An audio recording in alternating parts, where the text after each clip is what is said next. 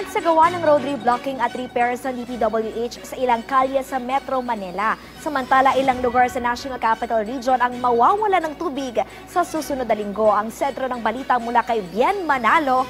Live, Bien. Hazel, paalala pa rin sa ating mga motorista sa isinasagawang road reblocking and repairs ng Department of Public Works and Highways sa ilang kalsada sa Metro Manila. Kagabi, nagsimula na ang road reblocking and repairs ng DPWH dakong alas 11 na magtatagal hanggang alas 5 ng umaga ng Lunes, September 23.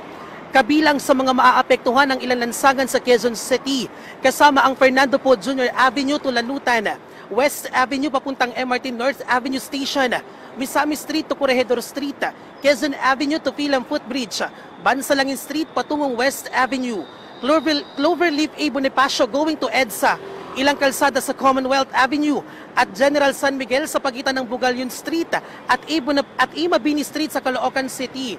Pinapayuhan naman ang mga motorista na dumaan muna sa mga alternatibong ruta. Samantala, ilang lugar naman sa Kalakhang, Maynila ang mawawalan ng tubig sa susunod na linggo dahil sa gagawing maintenance activities ng Maynilad. Kabilang dito ang ilang lugar sa Caloocan, Malabon, Navotas, Parañaque at Quezon City. Pinapayuhan naman ang mga maaapektuhang residente na mag-imbak na ng tubig. Lizel, update naman tayo sa lagay ng trapiko dito sa kahabaan ng EDSA North Avenue. Sa mga oras na ito ay tukod na ang mga sasakyan o mabagal na ang usad ng mga galaw ng mga sasakyan dito sa northbound lane. Ito yung mga sasakyan na papasok ng monumento at ilang bahagi ng Manaba. Habang dito naman sa southbound lane ay maluwag naman ang galaw ng mga sasakyan. Ito yung ating mga motorista na papunta o papasok ng Makati, Taguig, Pasig at iba pa. At yan ang pinakahuling update. Balik sa iyo, Clizel.